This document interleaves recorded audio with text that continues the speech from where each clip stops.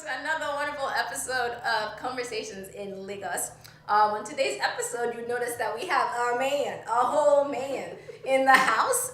This is Martin. He is Nigerian. He is a very good friend of mine. And since all my guy friends are shy and they do not want to come in front of the camera and talk about man things, Marty here is the brave one, and I'm so happy that you decided or you accepted to come on here. Thanks a lot. Thanks for having me. I'm excited to hear what he has to say As as a man, because you know we can't be talking man things and not have a man here with us. So the single and over 30, the independent woman discussion got some feedback. I got some feedback about that. The friends that chipped in didn't go online and write it. Funny enough, thank you, my African friends. But they reached out to me and gave me some opinions. And one of them was, and I said at the end of that episode actually that I did think that there are other things that we could address regarding that topic. But one of my guy friends did say that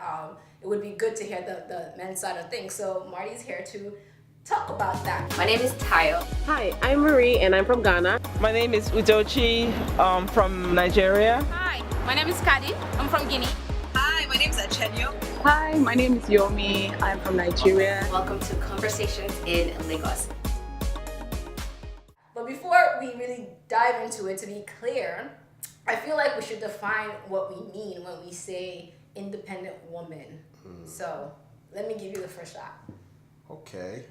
Independent woman. I think we can't say that without attributing to finance. I think it's, for sure. They say money makes the world go round. So today's times, I would want to believe that when a woman says I'm independent, it means she's financially able to sustain herself without the help of a man. Right. So that's my take. Bottom line on what an independent woman is. I think it's deeply rooted in money. financial stability and yes. Okay.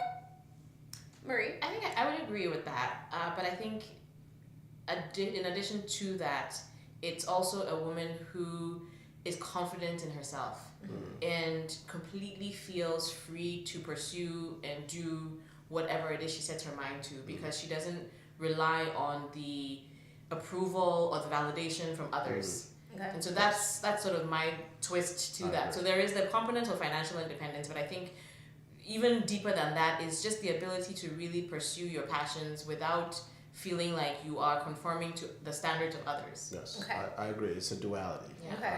And I think in every way. So we could say she's independent financially, she's independent mentally, she's Yes. independent, I almost want to say spiritually, but I don't want to get all deep. Like she's an independent being. Yes. She can function Yes. without, Approval of- depending on another person. Or seeking approval of Or of exactly, or somebody. seeking approval from another person. Yes. So that's what we mean when we say that a woman is independent. Great. Okay, so now that we've defined that, I guess because we kind of sort of knew that that's what we're talking about when we did this the last time, we assumed that an independent woman, she has things going on for herself. It made sense then that, no, she doesn't have to dumb herself down to, be acceptable to another person or even a man or whatever. But we do realize that there are other aspects of an independent woman that might be off-putting to, let's even say men. Let's just focus on that one. That's what we're talking about. Not even just other people, right? So men. So, good, because we have a man. I'll keep calling you your gender like that so you can feel the pressure. Yeah. Because we have him in the house. Let's talk about some of the things that an independent woman would do, especially a single independent woman, because we're talking about maybe the reason why you're over 30 and single and You're independent. exactly. Okay. So they're punishing you because you're independent, but we've said that's not a bad thing necessarily. But what is bad about that? As a man, what do you see when you see, or when you were single? Because Marty is married. Where's the ring? Good. Test. Janae has it on. Okay. So he's married, but when you were single, did you come across, independent women, and that you thought to yourself, nah, not this one? Well, before I speak on that, I think if we're adding that prefix independent woman, we should also add a prefix to alpha male.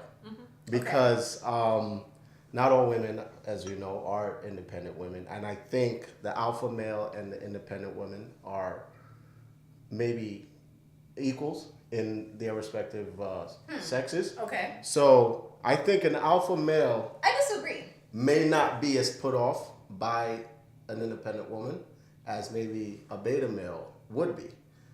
There are some qualities that beta males possess that might intimidate them in approaching an independent woman. And I believe there are qualities in independent women that intrigue an alpha male, where it's more of a hunt, it's more of, it's that, desire they have, it's like a conquest. Okay. I hate to introduce Go ahead. the animal Kingdom. instincts into this, but just it's a from a male, challenge. It's a that's why you challenge. guys have me on this panel to give the male perspective. And my belief is just that alpha males oftentimes are not intimidated by independent women. Okay. As a matter of fact, it's the opposite. I think a lot of them are actually, aroused by their presence, aroused They at carry the themselves. notion of, what team they can build together, an alpha family. Okay. And it's actually interesting that you say that, because to some degree I actually agree, because I do know people in my personal life who, especially alpha male types, go-getters, they've already mapped their life and they know that, they want to be married to this type of a woman who is going to be in this industry, who is going to ascend the career ladder to become this type of individual. And that's sort of the family life they created for themselves. And so when they meet somebody who has similar go-getter personalities or vibes, if you will, it's okay, this is somebody that sort of fits into that puzzle that I've already laid out for myself. But I think where things get interesting is when you take those ambitions away and you start having to deal with emotions and personalities and try to figure out, how to be less selfish. That's when things get interesting, because you fit the picture, you fit the model of what the person is looking for. And then to your point, it's attractive, and I think on both ends, because independent, free-spirited women who are go-getters tend to want somebody who's also, who can match them. Yeah. Level by level, level by level, because Bring that same energy. bring that same Exactly. energy. It's like, we're hustling together, we're in this together. Let's go and let's Right. do this. Right. But then what gets interesting is when you sort of start to get personal. You take the ambition out, so you start to get personal, and then things start to get really interesting. Okay. I do agree with you, because when you said that alpha male and independent woman, first of all, I think you can be an independent woman without having that alpha female vibe, Okay. right? I don't know that all independent women are like, hustlers, ready to. That's the way I think of Okay. alpha people, alpha personalities are like, they're Okay. just, ready to go or whatever. So I'm not really sure about that. But what my hesitation to that would be, when you bring two, strong head, let's call it strong Two type head together, and you're saying we're trying to, build not a company, a family. Yeah. I feel like, ooh, See, you'll have a lot of. You do, because, and I think just generally in any domestic setting, right? Somebody has to take a backseat. Yes. And that's the challenge. It's the deciding, who's that person, because you have your career goals and you're trying to be this person, and I also have my. So who's the person that's going to be that stay-at-home person and literally take a backseat to somebody else's success? And I think to some degree, a lot of independent women are free enough to be able to say, you know what, I'm okay taking a pause. You go ahead and do that. But then the interesting thing is, when the roles are reversed, it's a little harder for the men to do Absolutely. I can't even imagine, you hear of it, nowadays, every once in a while, the house husband or whatever. But More and no more. husband or no man wants to be called, that. More and more. yeah, a More house and husband. more. No one wants to, no man, well, most men, I don't think, African men. I think that's the context within which we should have the conversation. Yeah. Because I mean, there are lots of European Caucasian men who have no problems taking that backseat. But I think in our African culture, the head of household thing is really big. Oh, It is. And so how do you still maintain that head of household relationship with your family if you're the person who's bathing the children, feeding them, carrying them to school, putting them on your back and putting them to sleep? Because within the context of the African society, it's just not the norm.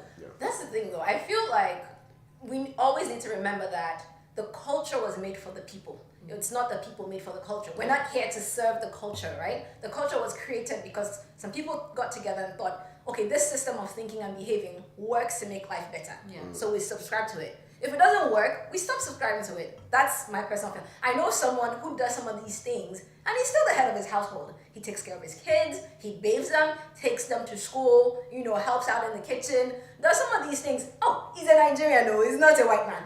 And he does it, and it's like, because it recognizes that his wife also brings value to the marriage, and he can't, sick all these things on her, So that's, that's a couple I can think of where, I feel like their partnership is actually, it's a very good, Africans in the diaspora partnership without. But that's interesting that you say that, Africans in the diaspora, because you take Africans in Africa. so you take that same couple, that is, because when you live, and I will use, I guess, living in America as an example, right?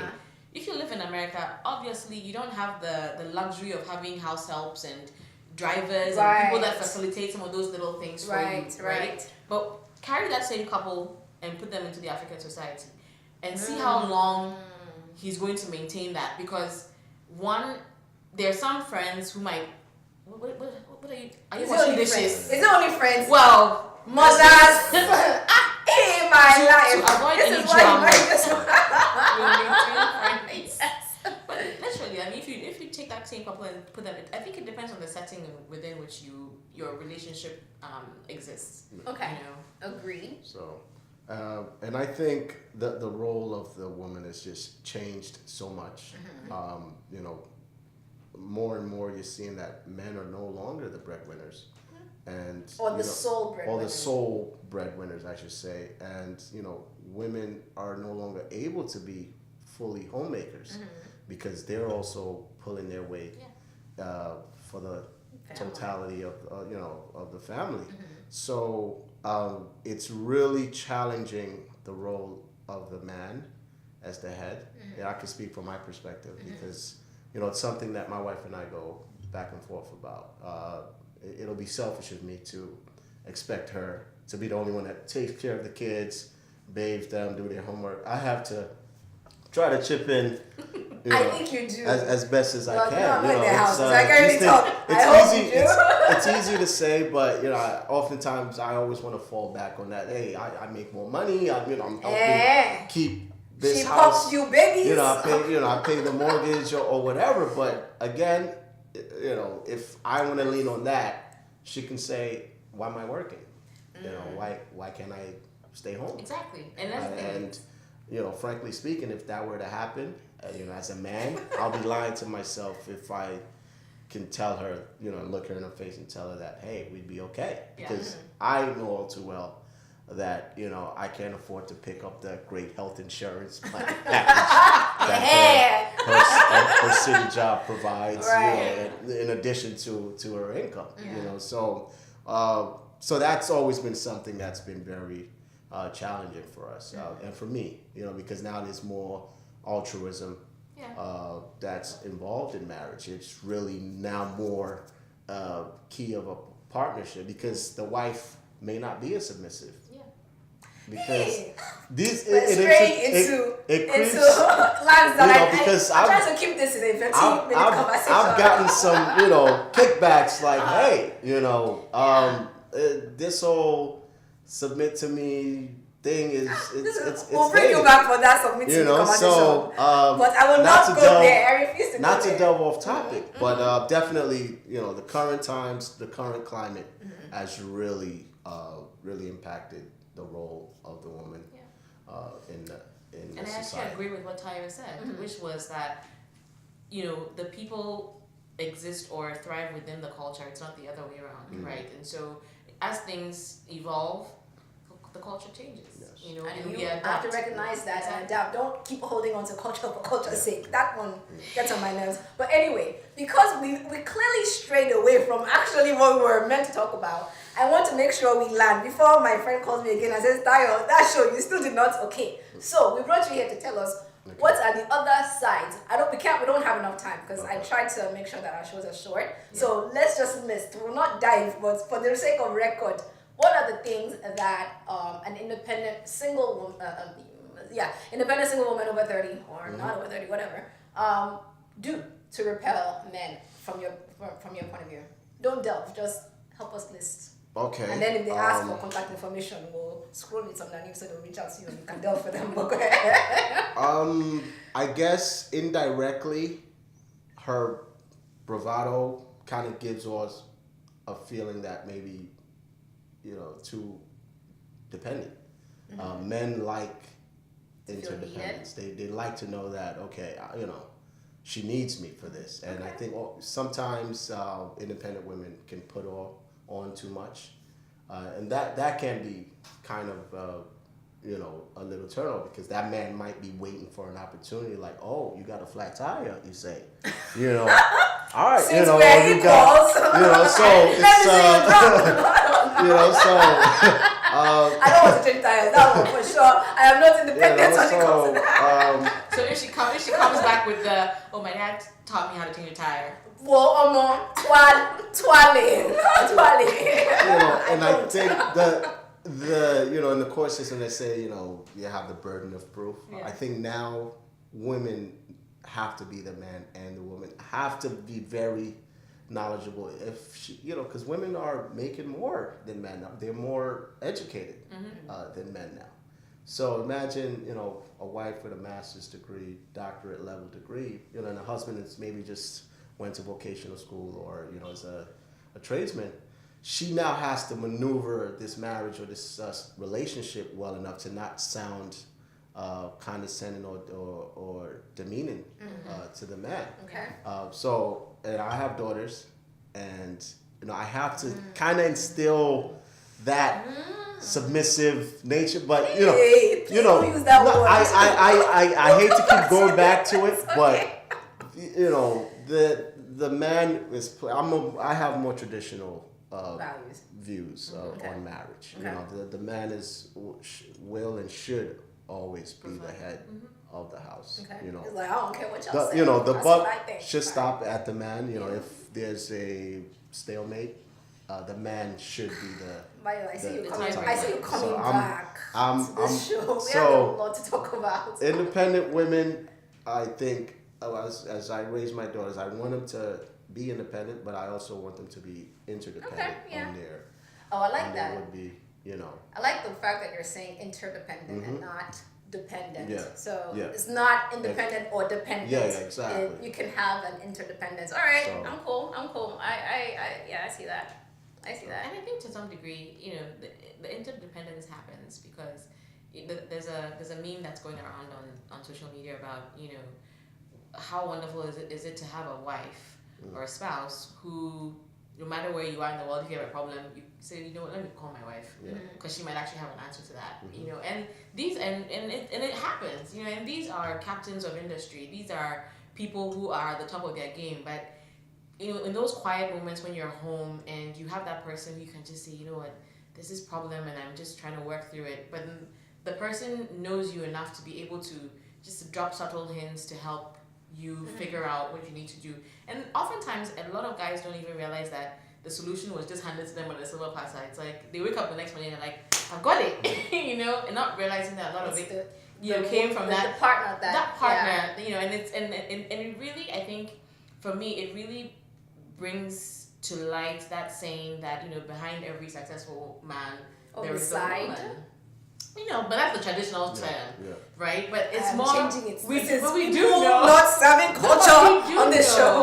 But we know that it's more of a side by side journey. Yes. But then traditionally it's been stated as behind, but it's really been we're walking this path together because at the end of the day you want to make sure that I think to Martin's point, you're interdependent on each other, because that's how a relationship works. Should work. You know, and for Any relationship. any relationship should work that way. You literally have each other's backs, because that's how you succeed together. Yeah. Because if you're building this thing that you're calling a family and a life, you can't, like, one person can't be the single contractor on, because I mean, if that was the case, I mean, houses would go up in you know, that's that much of a time. But you need to depend on your support system, and sometimes that happens to be the man, and then other times it happens to be the woman. The roles change depending on what the situation is on the ground. Okay, all right. If I might add, You wanted to And add? if I All might right. add, Quick 1 minute. okay, you know, I just wanted to add women's suffrage. Okay. It worked. Okay. You know, Yes. it's been- We here. You know, since over the 100+ years since its inceptions, the Susan B. Anthony days, you know, now to 21st century, it worked because, you know, a couple of years ago we could have had a female president, but guess who? We do. In Who was other a parts of the subterfuge? world. It was women that deterred that from happening. This is not that show. Okay, Monty. that's another topic. Yes, but you know. Cheers. But I say all that to say that you guys are in the winning column now. We don't have to see that chip on your shoulder anymore. You know, it's nowadays the Me Too movements is like they're waiting. You know, they're ready to, like everybody's still so bloodthirsty. You know, you guys are winning. You know, at alarming and shocking rates. What is that alarming? You know, I should start crying Me Too soon at the rate you guys are going. Can't cry, You know, as because I it's just, I say all that to say we don't need to, you know, you may have the chip on your shoulder. Don't let us see it, you know, because you guys are doing great. You're But doing you know great, what? and the Yeah. gap has just Guys. been narrowed so much. I knew it. There's no way you can really do a 15-minute show on this kind of topic. Not on this kind of Almost topic, but we're Absolutely. trying. I don't want you sitting at home and saying, Absolutely. it's 30 minutes. We're trying to keep this engaging and fun for you. You know, quick bites, you know, that are insightful and are fun. You know, we want you to love the show. So, but we are definitely out of time. I see the future of Martin, and I see him coming back because you know what? There are so many words that he threw around and I want to explore. But it's okay. We will wrap the show for today. Martin, thank you Thanks for having me. very much. My dear friend who told me that I need the male perspective. There you go. I've done it. You guys at home, I hope I got you more love of it. I hope you love what you're watching, and if you do, please like it, please subscribe, and definitely join us. I realize that my pace seems to be like every 3 weeks or something like that. This is an addition to for me, but it's okay. I'll try my best to keep it going. But you know, yeah, subscribe so you're notified when we have the next episode up. Thanks for joining, and we'll see you next time. Thanks, guys. Bye. Next time on Conversations in Lagos. The resiliency of the, and I'm going to just use this term very loosely, but the Black spirit is something that is a shared commonality, because if you think about, you know, sometimes the kinds of environments that we grew up in Africa, and how some people emerge from those environments to succeed and to do amazing things, you know, with the little that they have. You know, like we have the billionaire stories in Africa. Sometimes you're like, what? Like the person's humble beginnings are just incredible. And I think that translates to the resiliency of African Americans here as well. That to have gone through what they went through, to be brought over here, not of their own volition, and to have to work and be subservient and to do all these things and be able to overcome that and still, you know, wake up every day and be hopeful about the future. I think that's a shared thing that we have.